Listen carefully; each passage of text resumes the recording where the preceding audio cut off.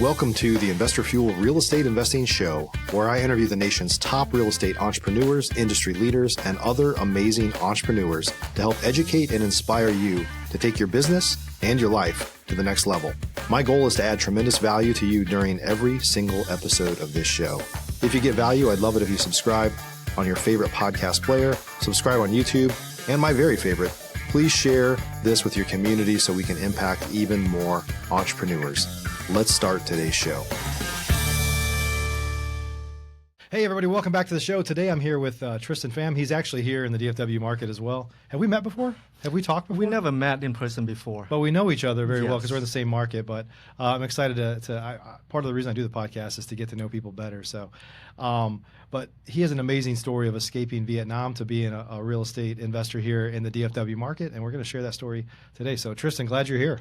Thank you, Mike. Thank you for having me. Yeah, glad to be here. And so I follow you a lot on social media. I know you've also got some land, and I've seen you having big like bonfires and stuff like that. And so, Yes. Isn't it fun?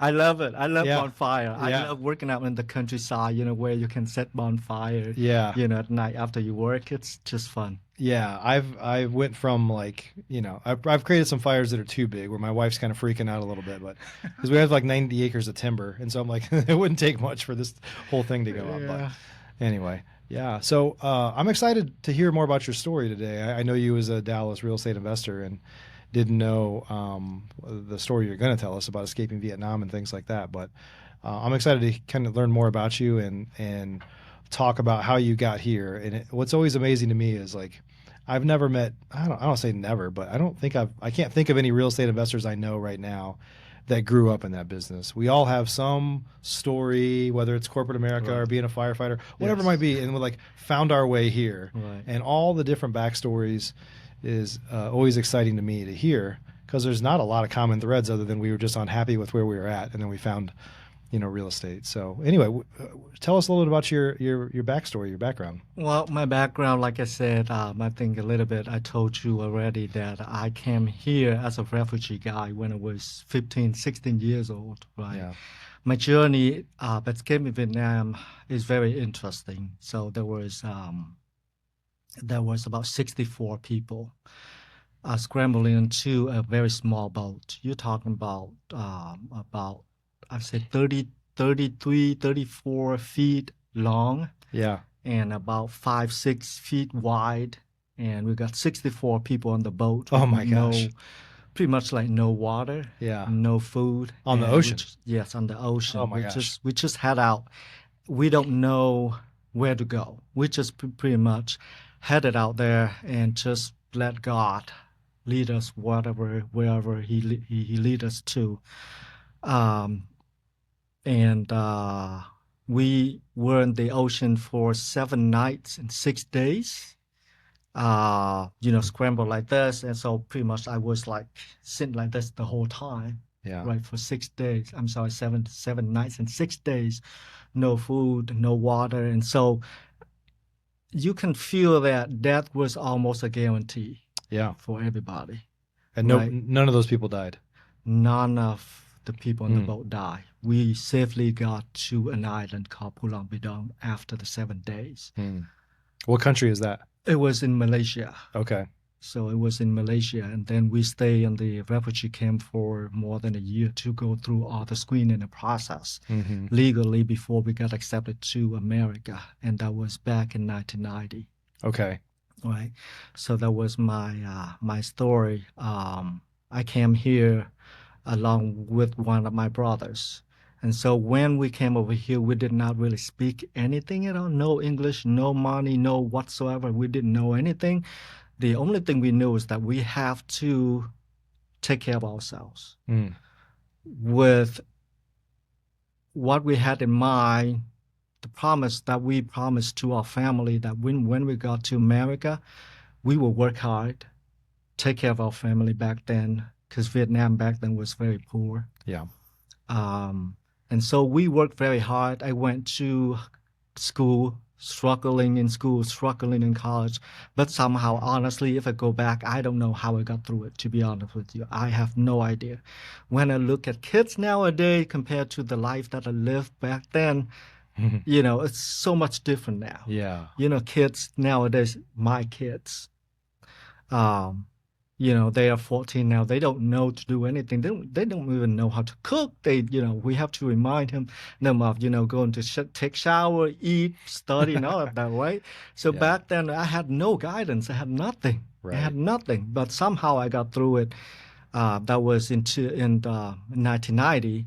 And so when I graduated from college, I got a job in international business field, and the company decided to move to Dallas, Texas. So I went with them. I didn't know anything about Dallas at all. Never heard of it in my life. Hmm. But because I was single, was young, so nothing really stopped me. I would say, I can do whatever I want to do. Right. That was it. And then so I relocated here with the company in 2000, worked for that company for a few years, got into IT. My friend got me into IT field. So I was in IT field for a few years. And one day decided to, just get out of it because W-2 job is good if you just want to sit in the office and, collect, paycheck, Yeah.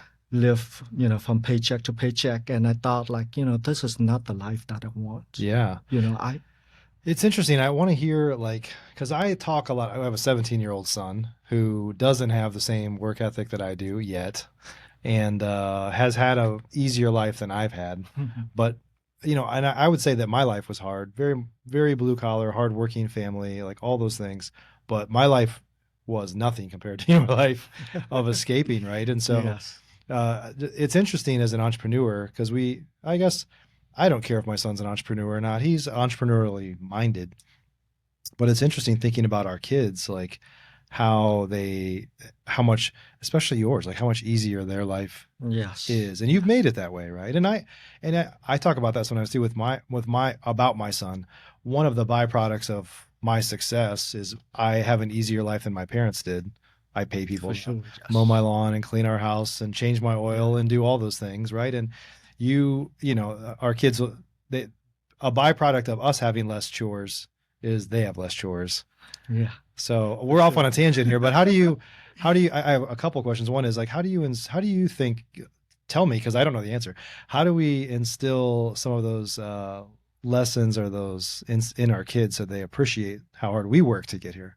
Right. So I talk to my kids most of the time, almost every single day. Yeah. After work, the only thing I want to do is go home and spend time with my family. Yeah. And I love talking to my kids. We spend time every single day talking to them. So I always reminded them of how poor I was, Yeah. how I was, as a young kid, right? We didn't have food to eat. Yeah. We didn't have anything. We didn't have enough to clothes.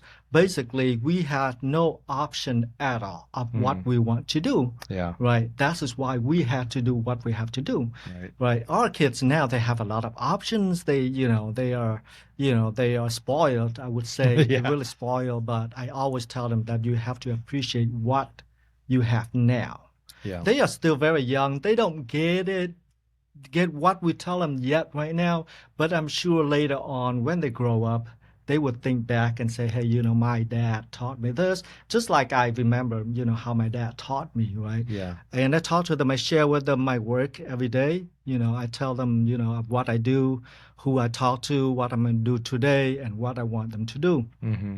I got two kids. One is about 14 years old, and one is about 12. They got different personalities. The younger one, always want to know what I am doing. We always in the car we're driving, we're talking about business, we're talking about this and this, whereas the other one is just whatever. Yeah. That's what it is. But I share with them, I talk to them every single day, and that is what I'd love to do. Yeah. So tell me about your passion for more as a real estate. We talked about your work ethic and how you get bored easily. It's interesting because it would be easy, and it's easy for a lot of people that are born in America, even to get complacent and just kind of content with a job. But you came from very, very humble beginnings, right? And got, by all intents and purposes, were very successful just by having a good corporate job in IT, I presume. But that just wasn't enough, and you knew there was more. What? Like what drove that? Say what? What drove that? Like Well, what's kind of allowed you to keep wanting to push forward and driving forward, even though you were already well well beyond where you came from. I think right. if of however many people came over at the same time as you, I would imagine even at that corporate level, you were probably at in the very highest levels of success for that group, is my guess. But that wasn't enough, and you knew there was more out there. Right. I grew up in a family where my mom was working very hard as a businesswoman. So the Hmm. business ideas always in me Okay. all the time. So when I went to college and after I got out of college, it was more of, getting a job, taking yourself Right. in America, Right. right? So owning a business is always something on my mind, but it never went anywhere. Hmm. Right. So until one day, like I shared with you, until one day I was sitting in my office as an IT guy, I was looking at houses. I didn't know anything about real estate at all, but I know that I want to do something. But here's the thing. I was married that time. I'm still married to my wife, but back then my wife looking at real estate is something that I should not get into. I should be going to work 8 hours a day, getting a paycheck and give it to her, Right. right? Because of the sense of Is that what security she told women. you?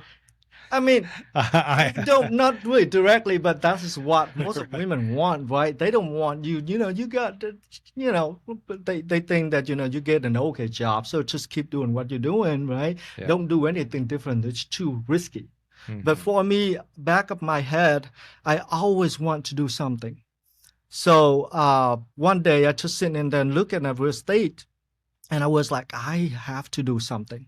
So back then in 2014, 2015, there was a website called Hubzoo back then. That, Hubzoo, I don't know if it's still around. it is around, and they're actually sponsors of my mastermind. They're Investor Fuel. Yeah, they're actually also based here in Dallas. Yeah, Really? yeah, Very interesting. So I got into the website and I saw like, houses being auctioned on yep, Hubzoo. yep. So I got in there and it was December close to Christmas time.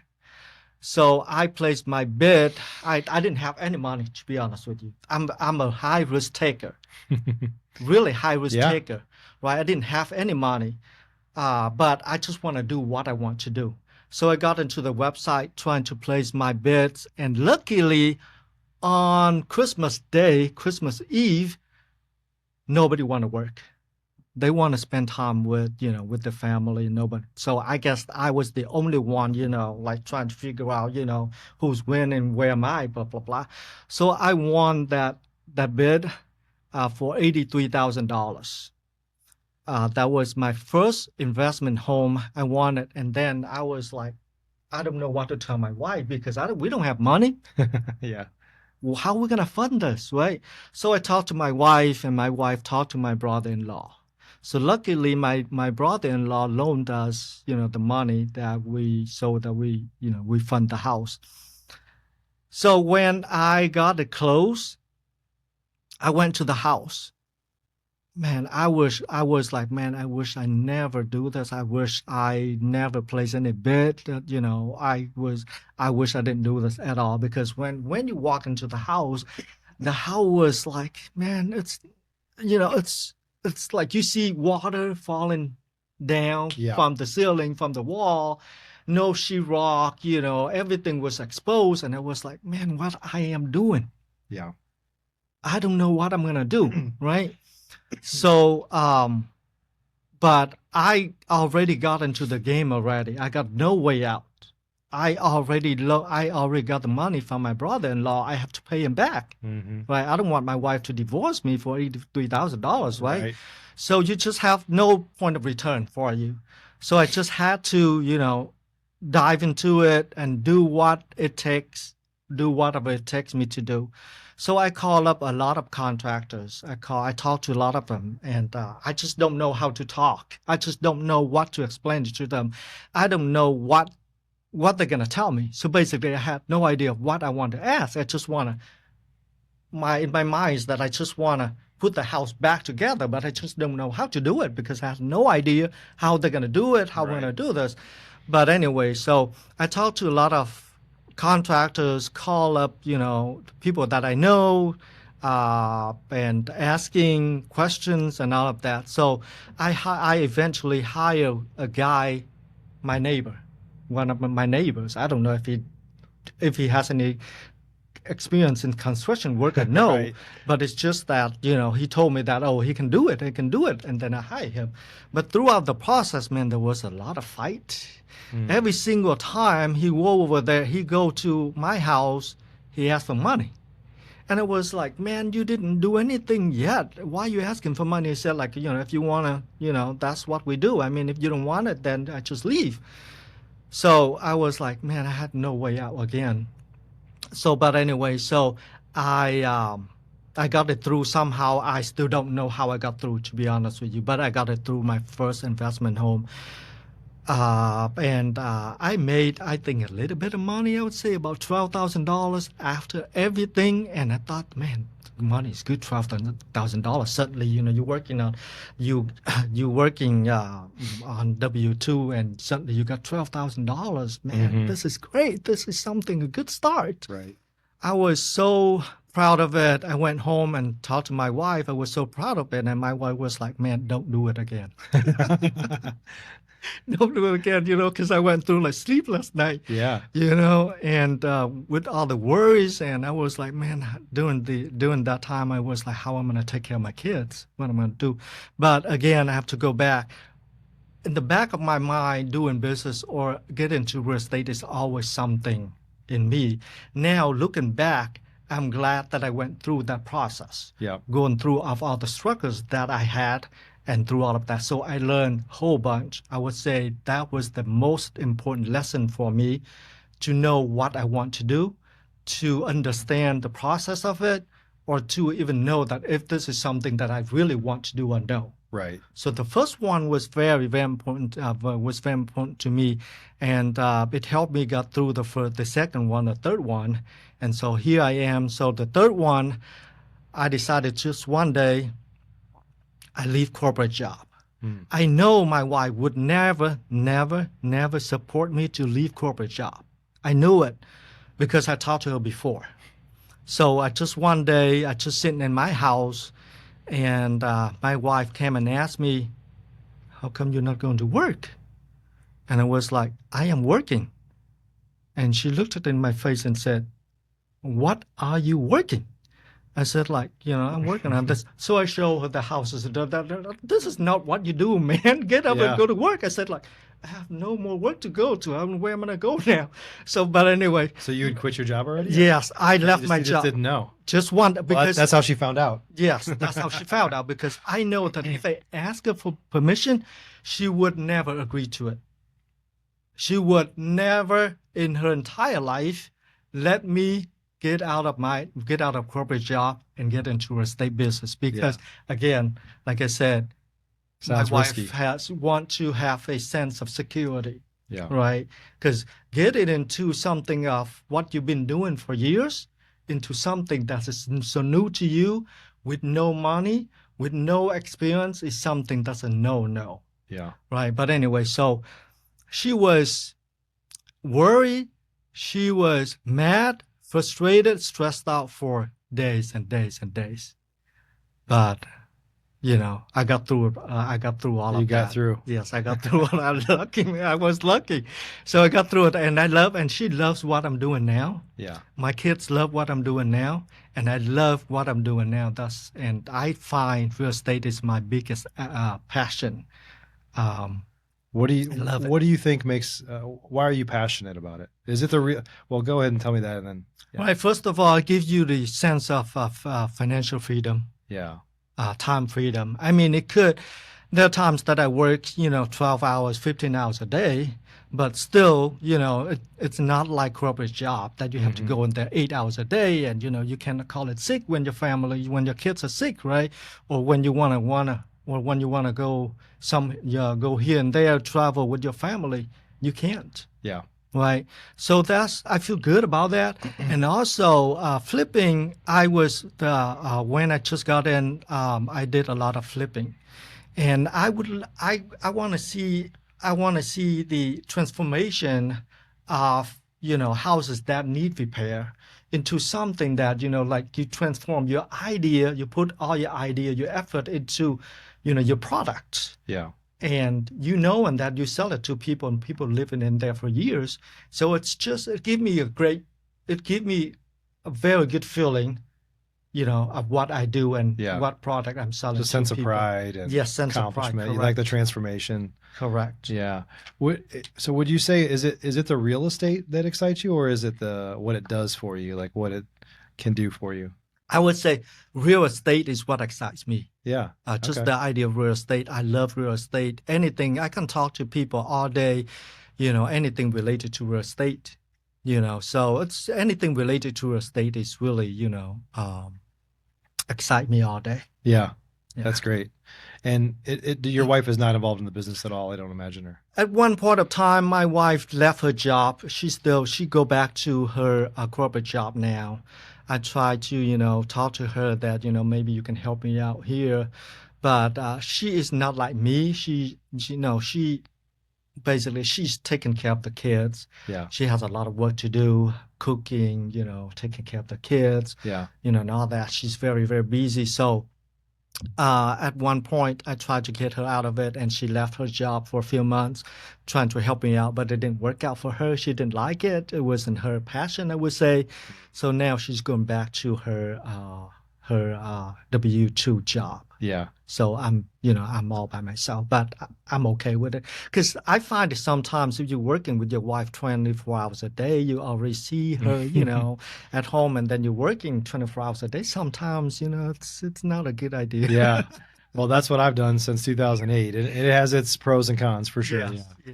Yeah. Yeah. It wasn't, yeah. We didn't get married with the expectation to work together, but that's how it ended up. So yeah. Yeah. Yeah. Whoa. So a couple lessons, like tell me about like, do you think your corporate background has helped you, and what parts of it have helped you? Because there's plenty of people that do this that don't have a college degree even, or don't have that corporate background. And I used to think I have all this fancy education and corporate background, and I don't need any of it for this business. But I think over the years, I've realized there are lots of lessons that I learned in those environments that have helped me for sure. So do you agree with that, or? Yes, yes and no. I would say yes is, when I was in corporate job, I had meeting with my teammates every single day. So basically, I learned that, how, your task, what you need to do, how you're gonna do it, what kind of help do you need, what if you need any help, raise your hand, if you cannot do it, just let people know that you cannot do it, you call for help. That is what I learned how to communicate with my team now, and that is what I apply to my team. That is what I'm telling my full-time employees all the time. If you don't know how to do it, just let me know. I know that I'm not as good as doing that as you do, but I am the problem solver. Mm-hmm. If you let me know that you cannot do this, let me know. I will jump right in and solve the problem. I just do not like the idea of just, I cannot do it and just don't let anybody know. Right. Right. So that is how I learned from the corporate job. Did you manage people in corporate America? No, I did not. I Okay. did not manage anybody at all, but I Yeah. learned a lot from my managers and the president of the company. One thing that I apply, it's like I said, yes and no, is because I wasn't really passionate about what I was doing Mm-hmm. as an IT guy. Yeah. I never liked it. Like I said again, it was more like a job, go to work, collect money, go home. So that's why right now I'm thinking back, I said, I cannot do it. If I want to grow in my business in real estate, you have to have a passion for it. If once you have a passion for it, you will go very, very far. Mhm. But if you do not have a passion for what you're doing, you can give up any time. Yeah. If you run into any, let's say, where to get money, how to find deals, you got lawsuits, you're dealing with the city, then all the stress will make you give up because you don't Right. want to deal with it anymore. But once you have a passion for what you're doing, it's more of, that you want to overcome it. You want to get through it and you learn from it and you apply what you just did. Mm-hmm. And that's what I said again. Real estate is my biggest passion. I think we share about this before we got in here, that once you do this, I rather right now real estate is I live with it every single day. If I don't have anything to do related to real estate for a day or an hour, I get so bored. Mm. There were moments and there were times that you like again you scratching your head, you got so stressed out, you got frustrated, you worry, you don't know what to do, and you confused and all of that, right? But I'd rather live that kind of moment than sit back and have nothing to do. Yeah. I got so bored and I just hate that feeling. What role in what I guess you escaped Vietnam, right? And so Yes.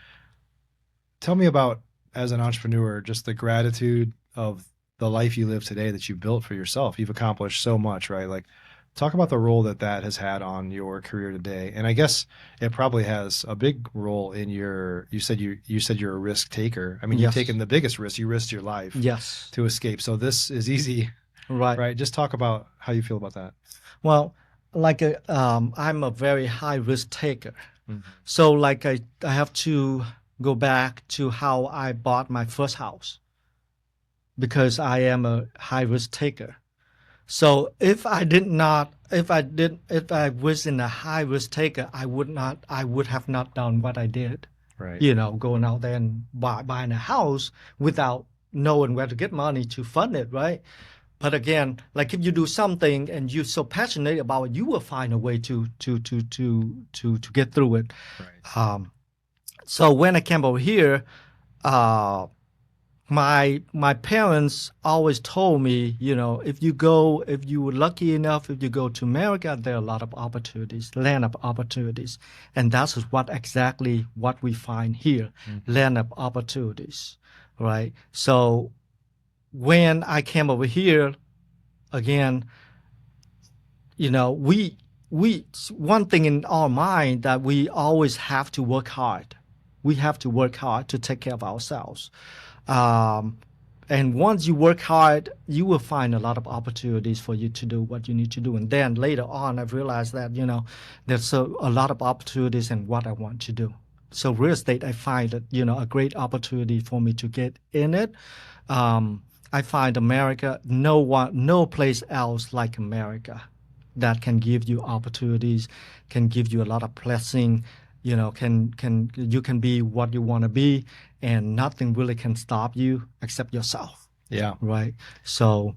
Yeah, and not everybody would agree with that these days. There's so many people that have no idea how much we have here, how much opportunity we have here. Yeah, I find it very sad, Mike. I find it very, very sad. I mean, I don't know what they're doing out there, to be honest with you. I find it very sad. That's something that I talk to my kids. I said, if you cannot do anything good to your country, to your America, to family, do not ruin it.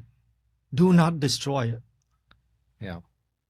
If you cannot do anything to help other people, do not ruin it. Do not make it worse. Mm-hmm. Yep. That's what it is. And here in America, there are a lot of opportunities for you later on. I don't care what you do. You could be a bus driver, if that makes you happy. You can be a businessman. You can be a scientist. Whatever you want to do, as long as you're happy. But you have to do something to contribute to the society. Absolutely. And your family, and be good at it. Yeah. That's awesome. Well, thanks for joining us today. No, thank you very much for having me. My really pleasure talking to you. Yeah, absolutely. Absolutely. Good stuff. Such an amazing, what an inspiring story. Thank you for sharing with us. So thank you. Yeah. Everybody, thanks for joining us today. No matter how hard you think your life is, you probably haven't been through as much as Tristan. And I think the important part is to just always keep pushing forward, never quit, always find a way to overcome obstacles.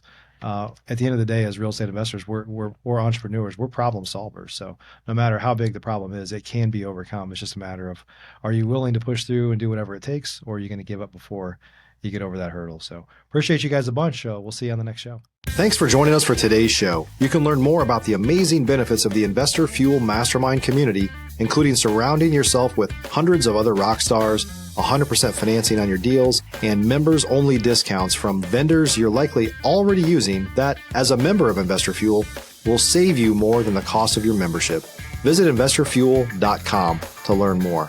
You can also check out the show's notes for access to free resources, how to get access to world-class lead generation, and even how to work with me directly one-on-one. Don't forget to subscribe so you never miss another episode. See you on the next show.